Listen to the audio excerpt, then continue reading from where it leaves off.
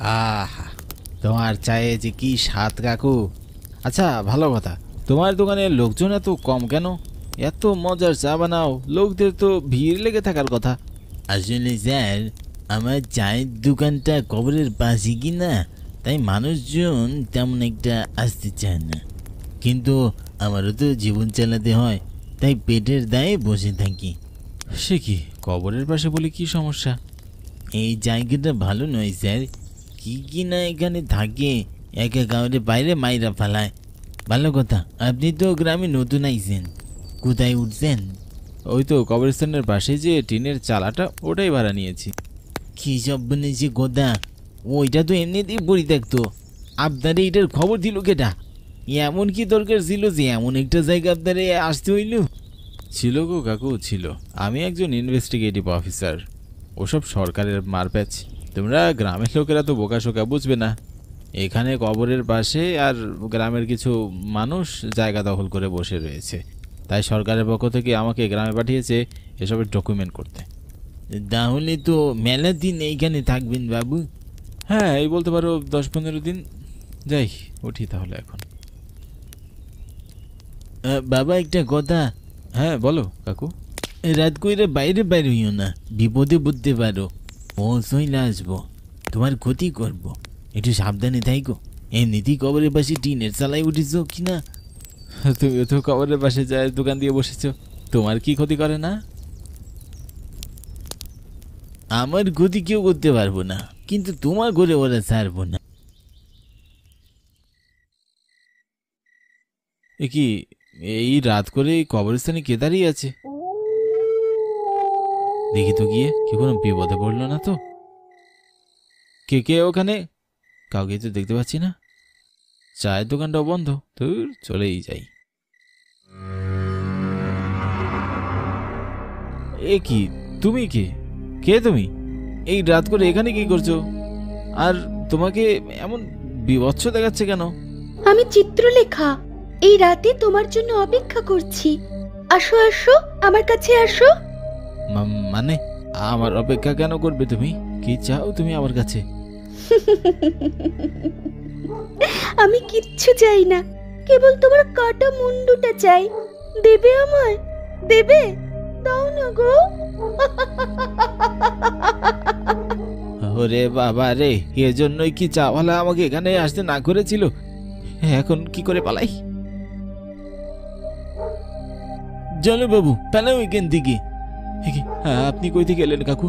আপনার তো দোকান বন্ধ ছিল। এত কথা কর সময় নয় এখন, পালাও পালাও।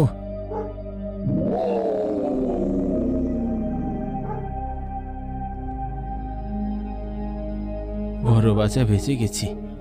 এখানে আর এক মুহূর্ত নয়, এখনই পালাবো। আবার কি ভয়ানক! এই মেয়েটা কে? কিসব বলছিল, কাটা মুন্ডু চায়, আর চাওয়ালাই বা কোত্থেকে এলো? না না না, আর এক মুহূর্ত এখানে নয়।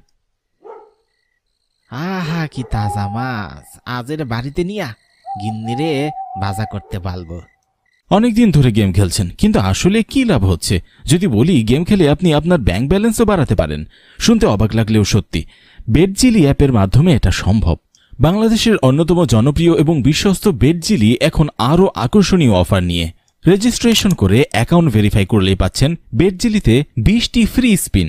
অ্যাপ ডাউনলোড করার সঙ্গে সঙ্গে উপভোগ করুন 200 টাকা ফ্রি বোনাস। প্রথম ডিপোজিটে থাকছে 15% অতিরিক্ত বোনাস। 1000 টাকা ডিপোজিট করলে অতিরিক্ত পাবেন 1500 টাকা ফ্রি। আপনার জেতা টাকা তুলুন নিরাপদ উপায়ে, বিকাশ, নগদ, রকেট উপায় এবং ভারতে ফোনপে, গুগল পে, ইউপিআই এর মাধ্যমে লেনদেন করুন দ্রুত এবং নিশ্চিন্তে। তো পিন করা কমেন্ট থেকে বিনামূল্যে বেটজিলি অ্যাপে রেজিস্ট্রেশন করুন এবং উপার্জনের যাত্রা শুরু করুন। ও বাবা, এদিকে এসো। আরে, কেডা ডাক দেয়? কে ডাক দেয়? ওই যে বাবা, এদিকে। এ কি, এটা তো কবরস্থান, কিন্তু এর পাশে চায়ের দোকান কোথা থেকে আসলো? আরে কি ভাবছো? আরে তুমি কে বস? এই রাতের বেলা এখানে কি করতেছ? কবে দোকান করলে? হাটে যাওয়ার সময় তো দোকানটা দেখতে পাইলুম না। তুমি নেশা করেছ আবার দীপ্ত, তাই না? মাইরি নেশা একটু করি, তাহা কি কইরা জানলা তুমি? ওই তো নেশার করে এইসব বকতেছ। যাইতেছ কই? বাড়িতে? ও হইতে পারে, নেশার করে আবল তাবল দেখতেছি। তা তুমি যেই হও, হ্যাঁ ওই বাড়ি যাইতাছি। ব্যাগে মধ্যে কি বড় মাছ, বাড়ি গিয়ে একদিন এটা কামু, তেলে সুপ সুপ কইরা এটা ভাজতে। রাত কইরে কিসের হাট করো তোমরা, জানো না রাইতে কবরস্থানে আসা মানা? যাই হোক, আমার দোকানে আসো, রাত কইরে ওই কবরস্থানের পার হইয়া বাড়ি যাইও না, বউ তোমার মাইরে ফেলবো। এইবার বুঝছি নেশা তুমিই করছো, তাই এসব বক বক করতেছ। কে আমারে মারবো? আর দাঁড়াও, মাছ নিয়ে তোমার দোকানে যাবো কেন? হ্যাঁ আমার মাছ নেওয়ার ধান্দা, তাই না? শখ কত। আরে দূর না, তুমি কথা শোনো না, ওদিকে যেও না বলছি। আচ্ছা শুনছি না বস, তোমার পাল্লায়ও পড়ছি না। এটাও কেন? বেটা আমারে বোকা পাইছে। এ কি, এটা কি কবরস্থান? কে কেডা তুমি? আমি চিত্রা। এসো এসো আমার কাছে। মাইরি, রাতের বেলায় মেয়েও ফিরি পাওয়া যায় নাকি? আসতেছি আসতেছি, মজা হবো আজ, মজা। হ্যাঁ খুব মজা হবে।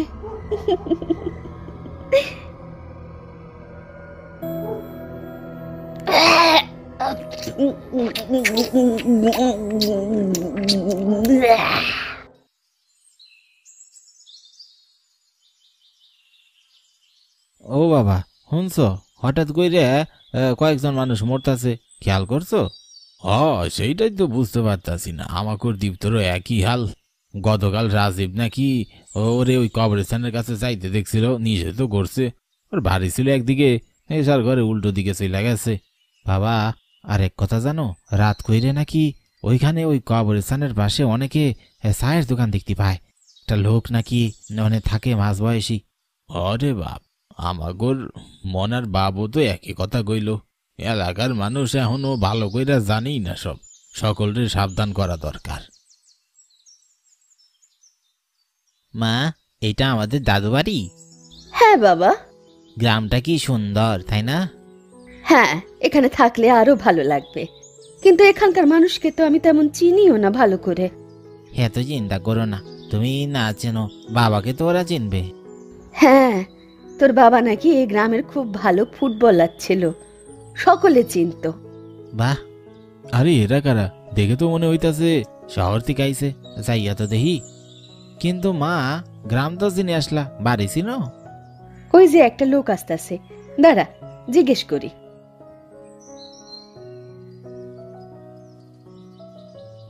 প্রণাম, গায়ে নয়া দেখতাছি, কেডা আপনারা? হ্যাঁ, আমরা নতুন শহর থেকে এসেছি। কার কাছে আইছেন? আমরা হরিদাস মুখার্জির বাড়িতে আসছি। বলেন কি? সে তো কিছুদিন আগে মারা গেল।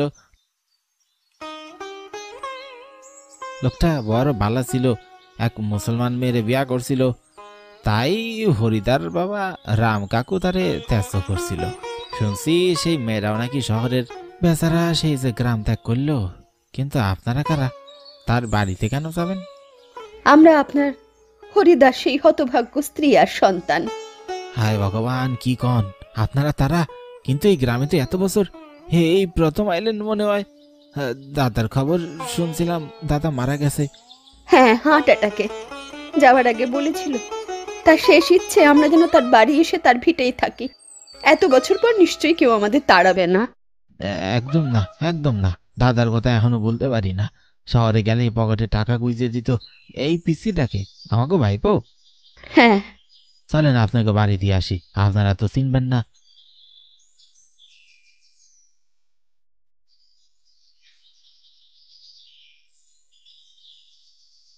এ কি, ঘরে তালা দেওয়া, ওনারা কই? ওরা আর কারা থাকবো দিদি, সবই তো মইরা গেছে। বলো কি? হরি তো আমাকে বলেনি এসব কিছু। হরির সাথে তো তোমার যোগাযোগ ছিল বোঝা যাচ্ছে, তুমি তো জানাওনি।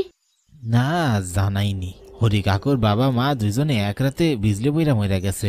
হরিদা জানলে আগে হার্ট অ্যাটাক করতো, তাই আমিও মিথ্যা বলতাম হরিদার বাবা মা নিয়ে। কিন্তু বাকিরা কেউ নেই? ওই হরিদার এক ভাই ছিল রবিতা, সে বিয়া কইরে বউ নিয়ে বিলেতে চলে গেছে। আহারে, শেষকালে বুড়া বুড়ি দুইটা একা মইরা বইরা রইল। আচ্ছা দিচ্ছি, কিছু লাগলে বইল, আমরা পাশের বাড়ি আসি।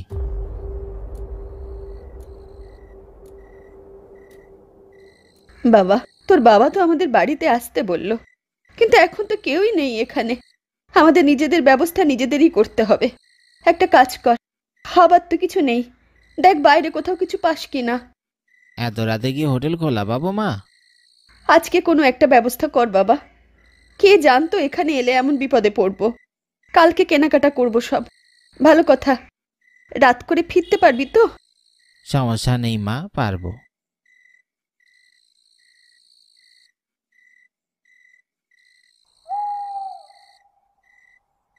এত রাত করে কই যাই? সব তো শুনশান, রোড ঘাটও চিনি না। আচ্ছা সামনে দেখি তো। ওই তো একটা চায়ের দোকান দেখা যাচ্ছে, যাই তো ওখান থেকে কিছু কিনে নিয়ে আসি। আরে ওইখানে কে রে? কে কে কথা বলে? আমি, এই যে এখানে কবরস্থানের কাছে। তুমি কে? এত রাতে কোথায় যাচ্ছ? খাবার আনতে যাচ্ছি। তুমি কে? ও খাবার, আমার কাছে আসো, আমি ব্যবস্থা করছি। কিন্তু তুমিও কবরস্থানে কি করছো? বলছি কাছে আসো। আসছি।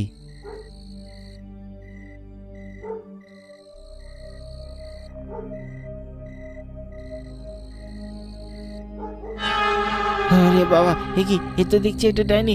বাবার মুখে শুনতাম এই গ্রামে ডাইনি থাকে কবরস্থানে। হে হে হে, কেন এদিকে এলাম?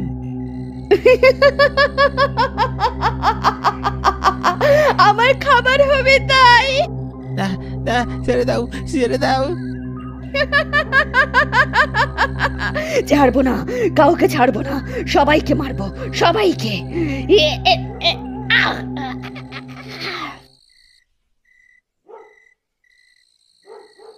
কি বলো তুমি? ওরে ওইখানে পাঠাইলা কেন? আমরা রাতে কি খাবো তাই। আমি তো তোমাকে জন্য খাবার আনতে গেছিলাম, এই যে প্যাকেটে। রাত করে ওই জায়গাটা তো ভালো না, ওইখানে নাকি একটা কবরস্থানের কাছে মানুষ মারা যায়। রাত করে অনেকে চায়ের দোকানেও দেখতে পায় ওইখানে কবরস্থানের কাছে। ইস, আমার আগে বলা উচিত ছিল। তাহলে এখন কি হবে? আমি এখনই যাব আমার ছেলেকে খুঁজতে। হ্যাঁ, আপনি একা যাবেন না, ওই জায়গাটা ভালো না, আমি সহ যাব। আসেন। ওরে আমার ছেলে এসেছে, কিন্তু ওর কি অবস্থা হলো? বাবা, কি হলো তোর? মা মা, ওকে দেখেছি আমি, ও আমাকে। হায় রে, কি হলো? স্বামীর শেষ কথা রাখতে বাড়ি এসেছিলাম, ছেলেকেও হারালাম। এ বাবা রে, আমি কি করলাম? কেন তোকে পাঠালাম? এ কি, ওর গলায় এত কামড়ের দাগ? নিশ্চয়ই ডাইনির খপ্পরে পড়ছিল।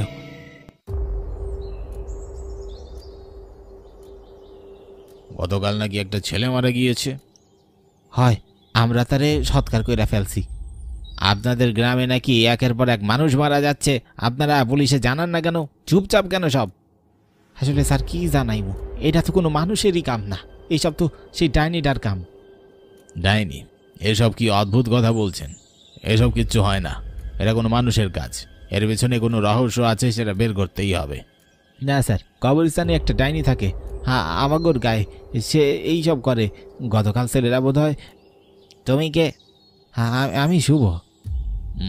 কবরস্থানটার কাছে নিয়ে যাও তো, আমরা ওখানে দেখি কোন ডাইনিটা ওখানে আমাদের জন্য ওত পেতে বসে আছে। হ্যাঁ স্যার, ওইখানে আমি যাবো না তাহলে। তাহলে কি, যে মানুষটা এসব করছে তার মুখও সবার সামনে চলে আসবে? ঠিক আছে, আপনারা যখন বিশ্বাস করতেছেন না, চলেন নিয়ে যাই। আর শুনেন, আমি যদিও চোখে দেখি নাই, তবে আসলেই এমন কিছু আছে বিশ্বাস করি। আরও একটা কথা আছে, রাইতে এইখানে চায়ের দোকান থাকে, দিনে সেটা কেউ দেখতে পায় না। সাবধানে থাকবেন। সেই কখন দিকে দাঁড়িয়ে আছি, রাত 10টাও বেজে গেল। কিরে, এখানে নাকি এসব ডাইনিরা থাকে?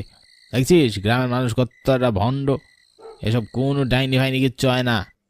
কিন্তু মানুষ হলে এতদিনে তো ধরা পড়তো। এ কি, ওটা কি? এটা আলো? এটা তো একটা চায়ের দোকান দেখা যাচ্ছে। এতক্ষণ তো দেখিনি দোকানটা, হঠাৎ করে কোত্থেকে উদয় হলো?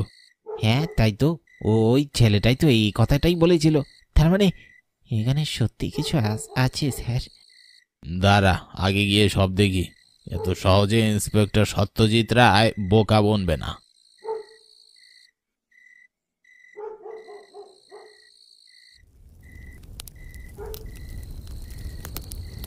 আপনারা এখানে আইছেন কেন দাদা? তাও আবার এই কবরস্থানের কাছে? এইখান থেকে চইলা যান, আপনাকেও মাইরা ফেলবো কিন্তু হয়। মানে কে মারবে? তুমি চেনো তাকে? আর তোমার এই দোকান হঠাৎ করে কোথা থেকে কোথায় হলো? এতক্ষণ তো ছিল না। ওইসব আপনাকেও জানতে হইব না, চলে যান বাবু। ভাগ্য ভালো থাকলে এখনো সময় আছে, চইলা যান। স্যার আমার ভয় করছে, এই চাওয়ালা কোত্থেকে আসলো হঠাৎ, আর ওই চাকাটাও সুবিধা ঠেকছে না। চলেন স্যার, চলে যাই। না, অল্প বয়সের জীবনটা কিনা খোয়াতে হয়। স্যার ও ঠিকই বলছে, চইলা যান। যান কইতেছি, সে আসতেছে। পন্ডামি করার চাকা পাও না, তাই না? দেখি কে আসে। চলো সুরেশ, ওদিকে যাই। স্যার চুপ, চলো।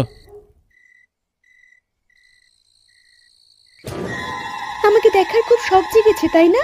হ্যাঁ, তোরা এসেছিস। তোদের তো আমার আগে মারার কথা ছিল, এতদিনে বাগে পেয়েছি। আরে বাবা রে, মানুষ তো সত্যি বলছে। এ তো সত্যি ডাইনি। এ কোথা থেকে এলো? আমাদের ছেড়ে দাও মা, আমরা তো তোমার কোনো ক্ষতি করিনি। স্যার আগেই কইছিলাম, শুনলেন না?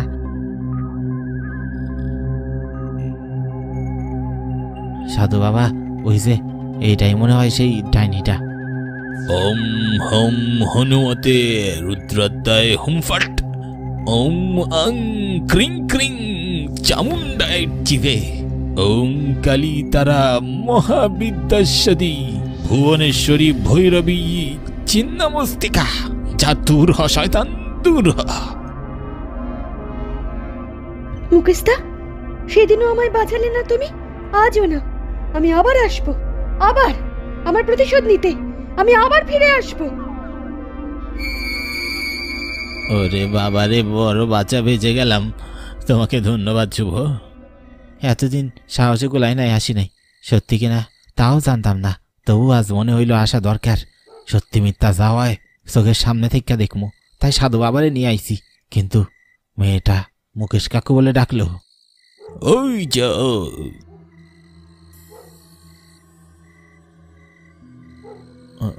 উনি কাটা?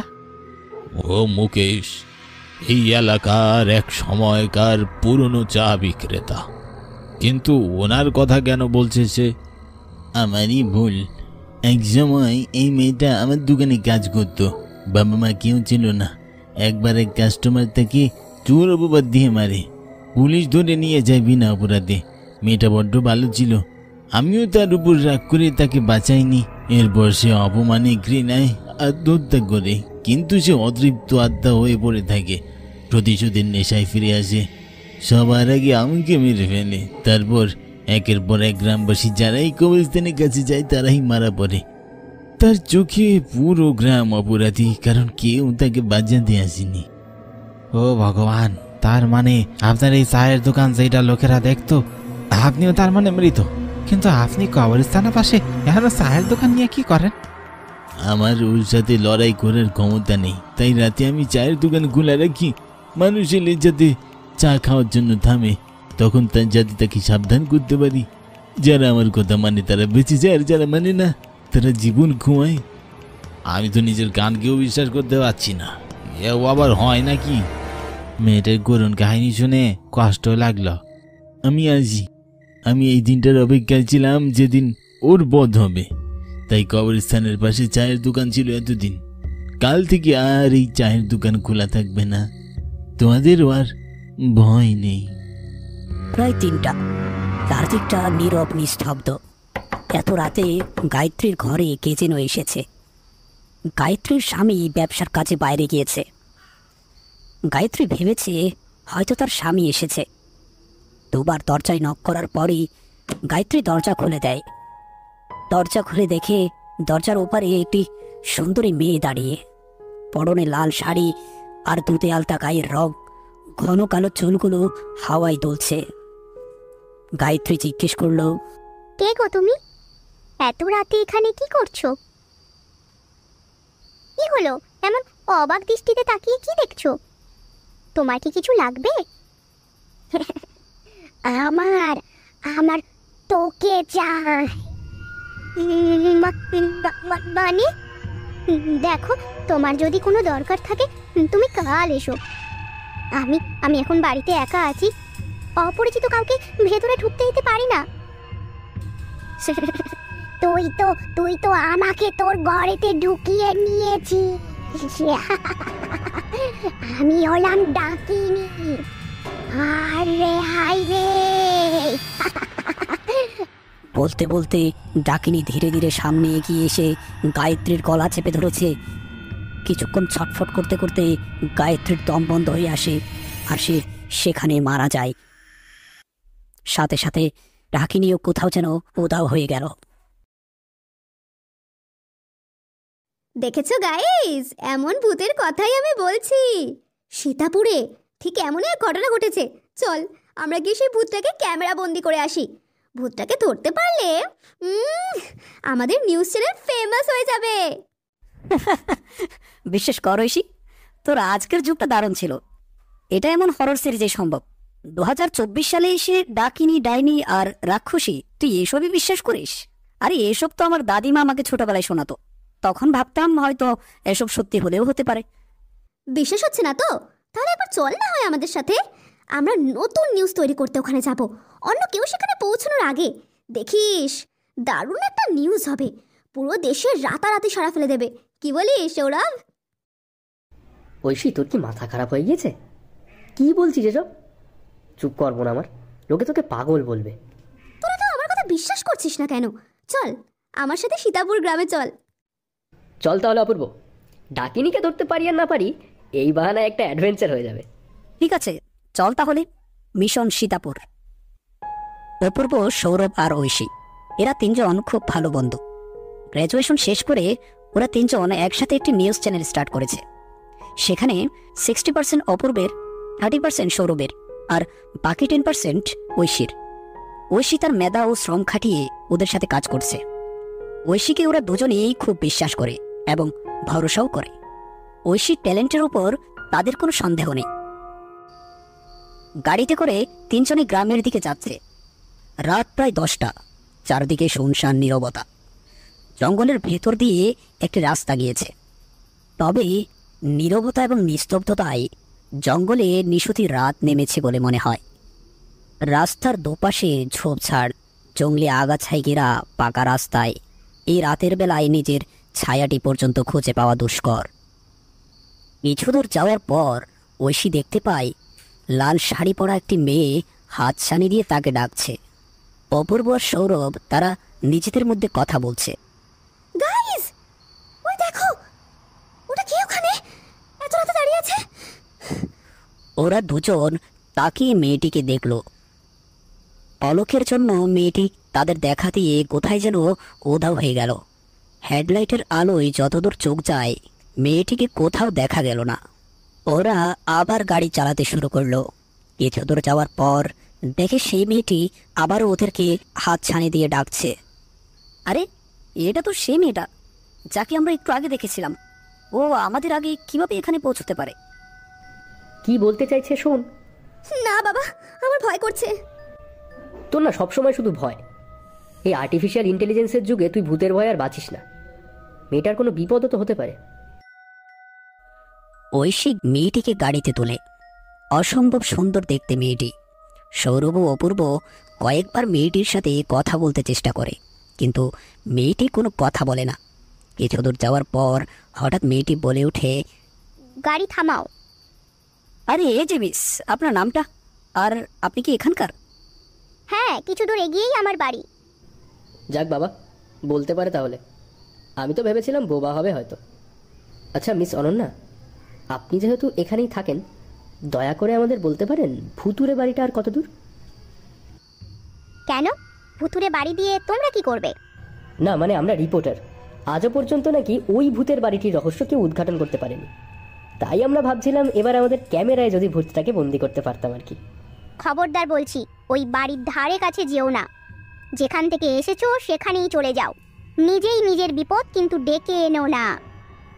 এই বলে অনন্যা আর কোনো কথা না বলে সেখান থেকে সোজা চলে যায়, আর পিছু ফিরে দেখে না। এদিকে অপূর্ব আর সৌরভ তাকে ডাকতে থাকে। আরে আরে অনন্যা, শুনুন, শুনে যান প্লিজ। এটা কি হলো বলতো? আরে মেয়েটা এমন অদ্ভুত কেন? যাই বলিস না কেন, মেয়েটা কিন্তু ভারী মিষ্টি দেখতে। আপাতত এসব চিন্তা ছাড়, আগে ভূত খুঁজে বের করতে হবে, চল।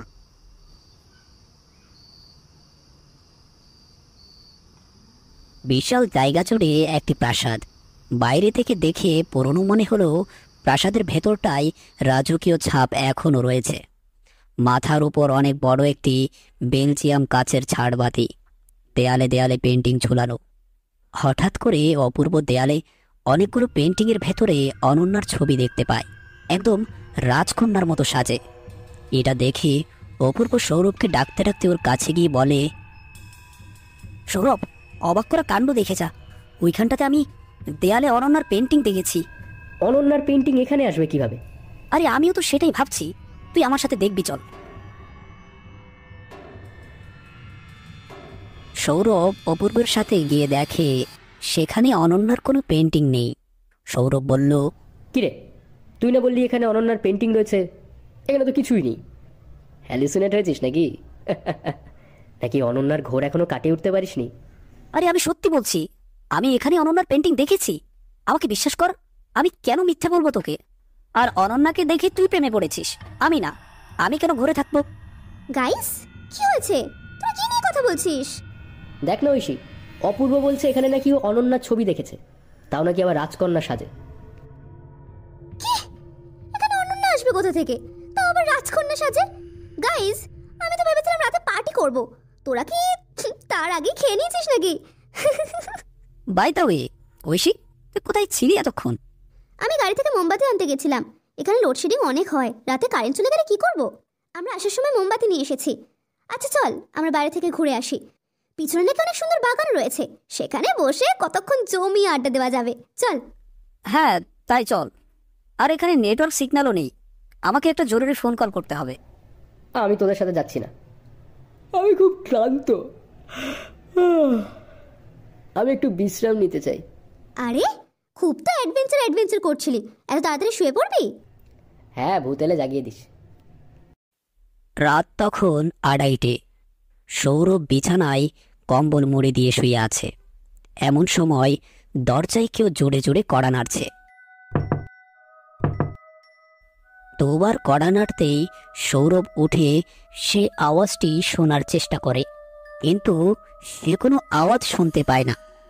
ও এক পা দুপা করে এগোতে থাকে আর মনে মনে বলে, ধুর, আমি এত ভয় পাচ্ছি কেন?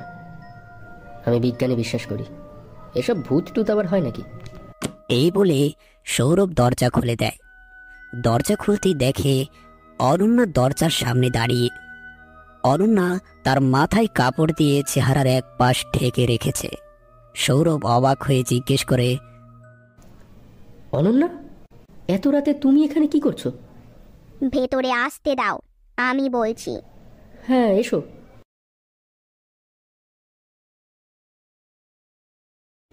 অনন্যা ভেতরে ঢুকে পেছনে ফিরে দাঁড়িয়ে আছে। অনন্যা, তুমি কি আমাদের ফলো করছিলে? তুমি এই বাড়িতে এত রাতে কেন এসেছো? আর তখন কোথায় হারিয়ে গিয়েছিলে? পেছন থেকে কতবার করে ডাকলাম তোমাকে, কি হলো? কথা বলছো না কেন? সাথে সাথে এক বীভৎস দৃশ্য দেখতে পেল সৌরভ। অনন্যার গালের এক পাশের মাংসগুলো পচন ধরেছে, চোখগুলো লাল হয়ে আছে। সৌরভের দিকে রেগে তাকিয়ে আছে সে, যেন কোঠর থেকে চোখগুলো বেরিয়ে আসবে। অনন্যা, এই কি অবস্থা তোমার? বলেছিলাম না এখানে এসো না। তুমি এখানে নিজে থেকে আসোনি, তোমার মৃত্যু তোমাকে এখানে টেনে এনেছে। তুমি কে? কে তুমি? কি চাইছো? তোর মৃত্যু। এই প্রাসাদে আমার হুকুম ছাড়া কেউ কখনো ঢুকতে পারে না। আমি এই প্রাসাদের রাজকন্যা। তোদের বারণ করা সত্ত্বেও তোরা এই প্রাসাদের ভেতর এসেছিস। তোদের কেউ বাঁচাতে পারবে না। সব কটাকে আমি মেরে শেষ করে ফেলবো। আমি সব কটাকে মেরে শেষ করে ফেলবো। সৌরভ কোনো রকমে পকেট থেকে ফোন বের করে অপূর্বের নাম্বারে কল করে। অপূর্ব তুই কোথায় ভাই? আমাকে বাঁচা ভাই, অরণ্যা। এতটুকু বলার সাথে সাথে অরণ্যা ফোনটা নিয়ে নেয় আর সৌরভের গলা টিপে ধরে।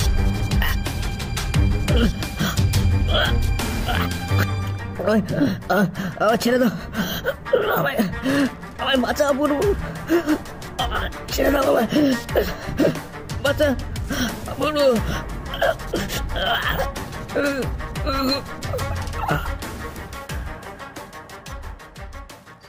এদিকে অপূর্ব আর ঐশী দুজনেই তাড়াহুড়ো করে প্রাসাদে ফিরে আসে।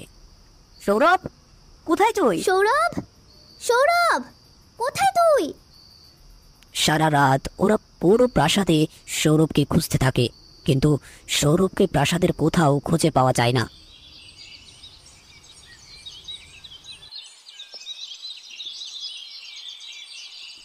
ভোরের আলো ফুটতেই সৌরভকে খুঁজতে খুঁজতে বাগানে গিয়ে দেখে একটি গাছের সাথে সৌরভের লাশ ঝুলছে, ওর গলায় দড়ি দেয়া। দেখে মনে হচ্ছে সৌরভ যেন আত্মহত্যা করেছে। সৌরভের হাতে একটি নোট, সেখানে লেখা, অরণ্যা কাউকে ছাড়বে না। অপূর্ব আর ঐশী ভয় পেয়ে কাঁদতে কাঁদতে সৌরভের লাশ নিয়ে বাড়ি ফিরে যায়। লাশ নিয়ে যাওয়ার পথে অপূর্ব দেখে রাস্তায় অনন্যা দাঁড়িয়ে, আর ওদের দেখে হাত নাড়িয়ে বিদায় জানাচ্ছে। ঐশী, দেখ, ওই যে অনন্যা আমাদের হাতছানি দিচ্ছে। কোথায় অনন্যা? আমি তো দেখতে পাচ্ছি না।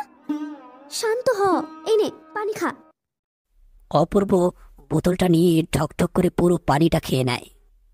সৌরভের মৃত্যুর বেশ কিছুদিন হয়ে যায়, কিন্তু অপূর্ব আর অফিসে আসে না।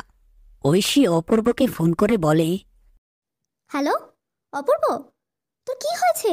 তুই অফিসে কেন আসছিস না? আমাকে বাঁচা বন্ধু, আমার আমার খুব ভয় করছে। তুই জানিস, আমি সেদিন সৌরভকে আমার ঘরে দেখেছি। আমার ফ্যানের সাথে সৌরভের লাশ ঝুলছে। আমি সেদিন সৌরভের লাশ রেখে বাড়িতে আসছিলাম। সেদিন আমি সৌরভকে আমার গাড়ির সামনে দেখেছি। আমি ওর উপর দিয়ে গাড়ি চালিয়ে দিয়েছি। ও আমাকে ছাড়বে না। ওর মৃত্যুর জন্য আমরা দায়ী।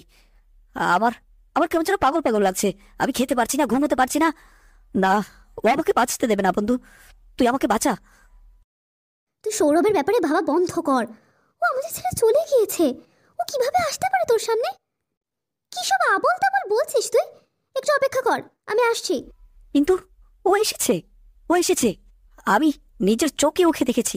আমি তোকে বলেছিলাম ওই ভূতের বাড়িতে যাওয়ার দরকার নেই, কিন্তু তুই তো ভূতকে ক্যামেরাবন্দি করে রাতারাতি ফেমাস হয়ে যাবি। এখন দেখ কি হলো। আরে আমার কি দোষ? তোরাই না বললি যাবি, আর তোরা তো ভূতে ভয় পাস না। এটা কিভাবে সম্ভব যে তুই ভূতের ভয়ে এভাবে হাত পা গুটিয়ে ঘরে বসে আছিস? আমি এখানে না, আবার কাছে আসবে না, আবার কাছে আসবে না বলছি। কি বলছিস? অনন্যা এখানে কিভাবে আসবে? হ্যালো অপূর্ব, তুই ঠিক আছিস? Hello hello. কিছুক্ষণ পর ঐশী এসে দেখে অপূর্ব মেঝেতে গুলিবিদ্ধ অবস্থায় পড়ে আছে, আর ওর হাতে গান। দেখে এমনটা মনে হচ্ছে যেন অপূর্ব নিজেই নিজেকে মেরেছে। রাতের বেলা ঐশী বিছানায় বসে আছে। এমন সময় সে দেখতে পেল জানালার সামনে অপূর্ব দাঁড়িয়ে আছে। ঐশী একটু ঘাবড়ে যায় ও তাড়াতাড়ি লাইট অফ করে শুয়ে পড়ে। হঠাৎ মাঝরাতে সে অনুভব করল কেউ যেন তার পা ধরে খাটের নিচে টেনে নিয়ে যাচ্ছে। ঐশী লাফ দিয়ে উঠে লাইট অন করে দেখে রুমে কেউ নেই। ওর সারা ঘরে ধোঁয়া ছড়িয়ে পড়েছে। দেখো, আমাকে মেরো না, আমি কিচ্ছু করিনি। আমার কোনো দোষ নেই গো রাজকন্যা। আমার বিড়াল, আমাকেই মেও। বেরিয়ে এসো, আমি জানি তুমি এখানেই আছো। আমাকে তুমি ভয় দেখাতে পারবে না। কিন্তু ঐশী কাউকে দেখতে পায় না। ও এক পা দুপা করে সামনে এগোয়। হঠাৎ পেছনে ফিরতেই দেখে অনন্যা ওর সামনে দাঁড়িয়ে ওর দিকে বন্দুক তাক করে আছে। এই তুমি এটা কি করছো? কি করছো এটা? তুমি কি ভুলে গেছো কোম্পানি 10%-এর কথা? এমন করলে কিন্তু আমি সবাইকে বলে দেবো তোমার ব্যাপারে। তোমার কিন্তু ফাঁসি হবে। তুমি নিজের ব্যাপারে চিন্তা করো আগে। দাঁড়াও, আমি এক্ষুনি ওকে কল করছি। ওকে বলছি যে তুমি আমার সাথে বেইমানি করছো। এই বলে ঐশী তার বয়ফ্রেন্ড অভিকে ফোন করে। ফোনে রিং হওয়ার আগেই ঐশীর উপর অনন্যা গুলি চালিয়ে দেয়।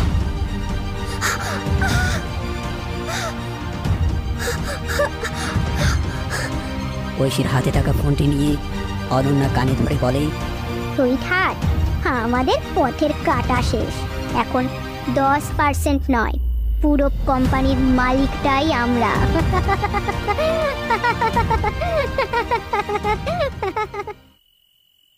আসলে এই পুরো ঘটনাটা ঐশীর প্ল্যান ছিল, যাতে সে পুরো